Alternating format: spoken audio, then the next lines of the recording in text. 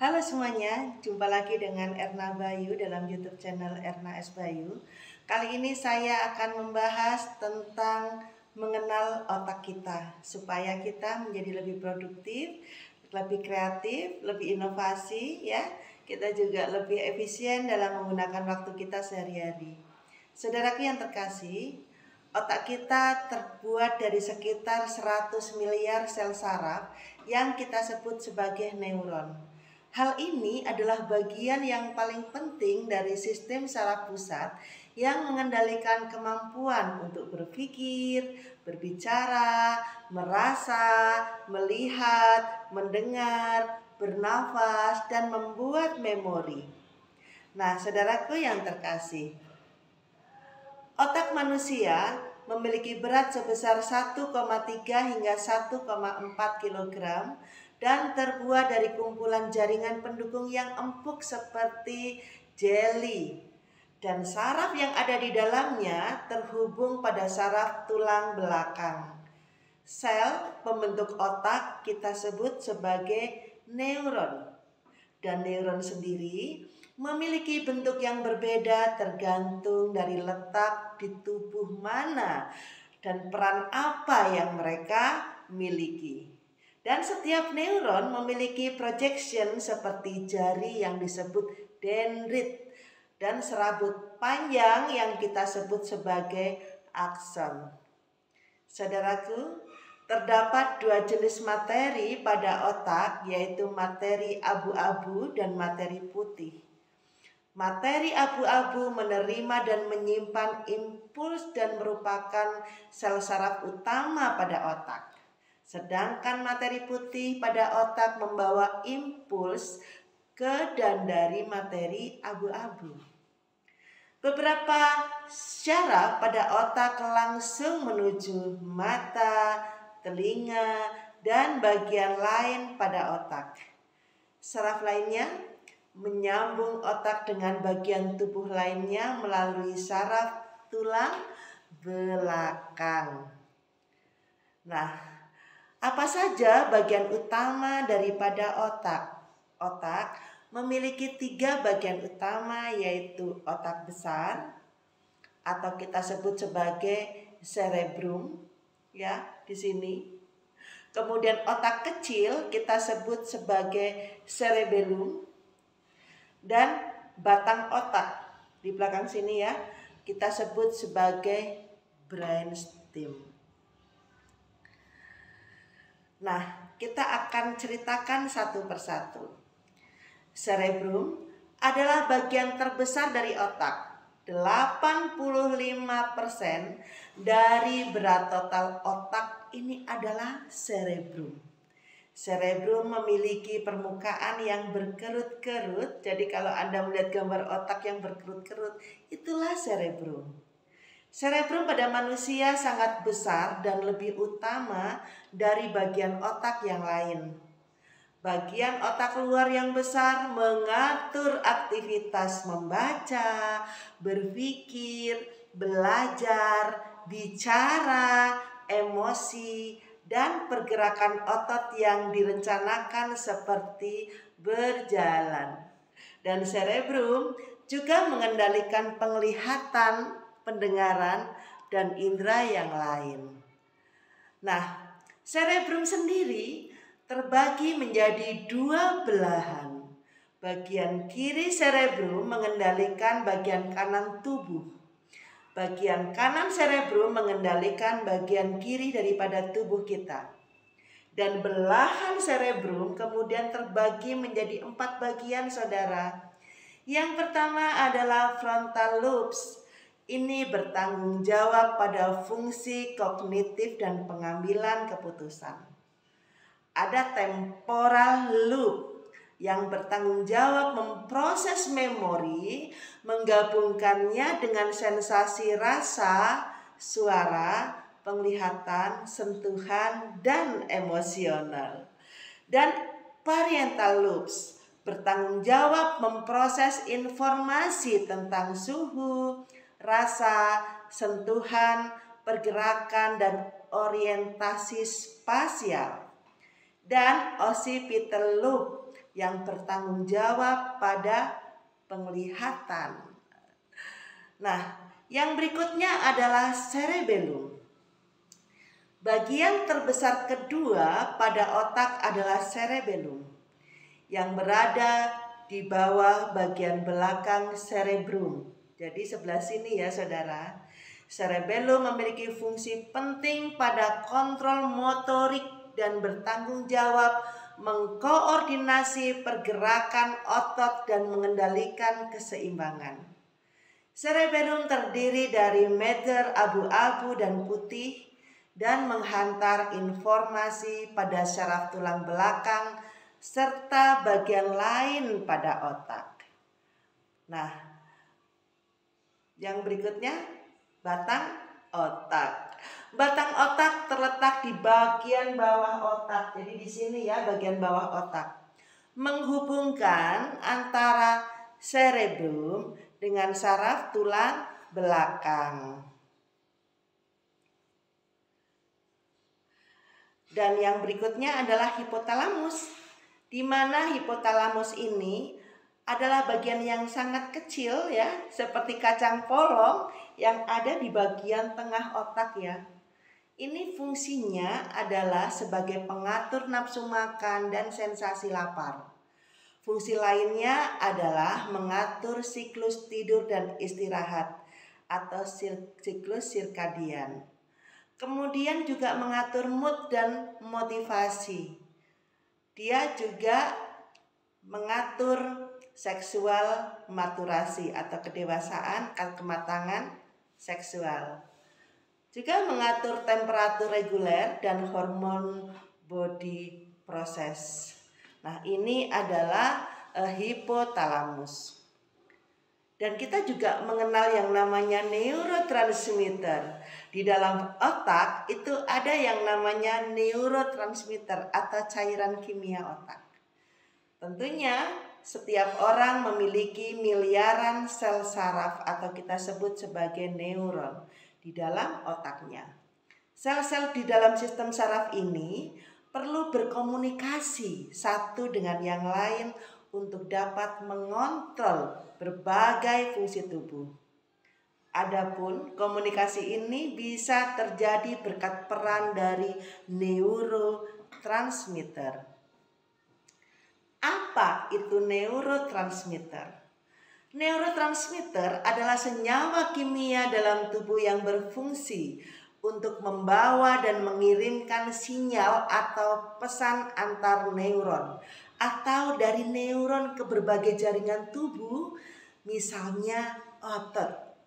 Nah, pengiriman pesan ini memungkinkan otak untuk menjalankan fungsinya dengan baik, meningkatkan dan menyeimbangkan sinyal di otak, serta membantu mengelola respon otomatis tubuh. Dan respon otomatis tubuh misalnya pernafasan dan detak jantung.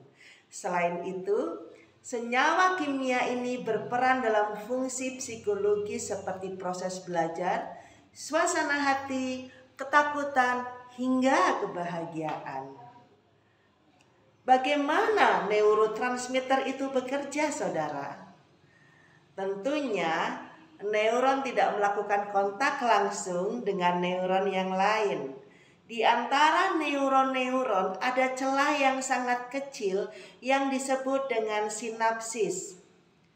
Di sinapsis ini neurotransmitter berperan. Apa perannya? Neurotransmitter dapat melintasi celah sinapsis untuk membawa pesan dari sel saraf ke sel saraf pusat. Jadi berupa otak dan sumsum tulang belakang. Bagaimana prosesnya? Ketika berada di ujung neuron, neuron memicu pelepasan neurotransmitter agar dapat membawa pesan tersebut melintasi sinapsis menuju neuron berikutnya. Dan neuron lainnya yang menjadi target kemudian mengambil pesan tersebut. Adapun proses ini dikenal dengan neurotransmisi. macam-macam neurotransmitter, ada asetilkolin yang berperan dalam sistem saraf perifer, di mana ia dilepaskan oleh neuron motorik untuk membantu mengontrol gerakan otot, berperan penting dalam sistem saraf pusat untuk menjaga fungsi kognitif termasuk memori dalam pembelajaran. Masalah pada asetilkolin sering terkait dengan gangguan memori dan belajar, serta berhubungan dengan demensia dan penyakit Alzheimer. Yang berikutnya adalah serotonin. Serotonin diproduksi di dalam saluran pencernaan sebagai respon terhadap makanan. Diproduksi di batang otak untuk mengatur suasana hati, kecemasan, nafsu makan, kontrol rasa sakit, dan siklus tidur. Ketidakseimbangan serotonin sering terkait dengan banyak gangguan mental seperti depresi, kecemasan, hingga pikiran untuk bunuh diri.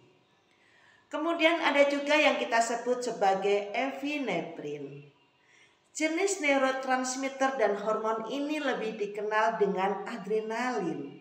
Ini adalah hormon stres yang dilepaskan ke aliran darah melalui kelenjar adrenalin. Pelepasan adrenalin yang terlalu banyak dapat menyebabkan tekanan darah tinggi, kecemasan, insomnia, hingga peningkatan risiko stroke. Bila pelepasan epinefrin terlalu sedikit, penderitanya seringkali tidak mampu bereaksi dengan tepat dalam situasi stres atau tekanan, serta berkurangnya kegembiraan. Berikutnya adalah dopamin. Dopamin adalah sejenis neurotransmitter yang diproduksi di bagian otak bernama substantia nigra, ventral tegmental area, dan hipotalamus. Ini berfungsi untuk mengontrol motorik, penghargaan, dan motivasi. Dopamin yang berlebih dapat mengakibatkan perilaku kompetitif, agresi, atau bahkan kecanduan. Sementara dopamin yang kurang sering menimbulkan depresi. Terkait dengan kontrol gerakan, kekurangan dopamin sering dikaitkan dengan penyakit Parkinson yang menimbulkan gangguan motorik dan tremor.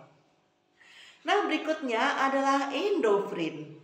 Endorfin diproduksi oleh hipotalamus dan kelenjar pituitari. Neurotransmitter ini dilepaskan sebagai respon terhadap rasa nyeri untuk menurunkan transmisi sinyal sakit ke otak dan meningkatkan perasaan nyaman dan bahagia. Dilepaskan pada saat seseorang baru saja melakukan aktivitas fisik seperti olahraga. Dan terlalu banyak endorfin mungkin dapat menyebabkan kecanduan olahraga.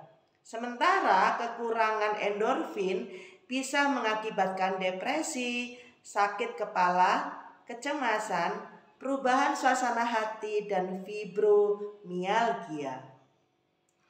Berikutnya adalah adenosin. Adenosin adalah sejenis neurotransmitter yang berfungsi menekan gairah dan memperbaiki siklus tidur. Jenis ini umumnya ditemukan di bagian otak hipokampus. Jika adenosin terlalu rendah, kondisi ini dapat menyebabkan kecemasan dan kesulitan tidur. Kondisi ini bisa terjadi bila Anda terlalu banyak mengkonsumsi kafein. Pasalnya, kafein diketahui bekerja dengan menghambat adenosin di dalam tubuh, sehingga siklus tidur bisa terganggu. Berikutnya adalah GABA. GABA ini singkatan dari gamma aminobutyric acid. Makanya kita singkat sebagai GABA. Adalah suatu neurotransmitter yang terletak di banyak area otak, baik itu hipokampus, talamus, dan ganglia basal. hipotalamus, dan batang otak. Fungsi utama dari GABA adalah mengatur kecemasan, penglihatan, dan kontrol motorik. Kekurangan GABA sering terkait dengan kontrol impuls yang buruk dan menjadi penyebab dari kejang-kejang. Gangguan bipolar juga sering terkait dengan kekurangan GABA di dalam tubuh. Sementara bila GABA berlebih, kondisi ini bisa menyebabkan tidur berlebihan dan kurang energi.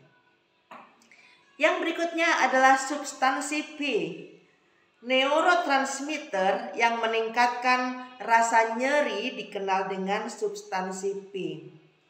Substansi P adalah neuropeptida yang berperan penting dalam transmisi sinyal nyeri di sistem saraf pusat dan perifer. Ketika terjadi cedera atau peradangan, substansi P dilepaskan dari ujung saraf yang kemudian merangsang neuron lain untuk meneruskan sinyal nyeri ke otak. Nah, jadi saudaraku yang terkasih, demikian penjelasan kami tentang otak. Setelah kita tahu bagaimana otak kita bekerja, maka kita akan lebih bekerja secara maksimal di kemudian hari, lebih bisa berkreativitas dan berinovasi, karena kita diciptakan Tuhan begitu hebat dan luar biasa. Jangan lupa like, subscribe, dan komen di channel saya di YouTube Erna S. Bayu atau Nyonya Bayu. Terima kasih, salam sehat untuk semua.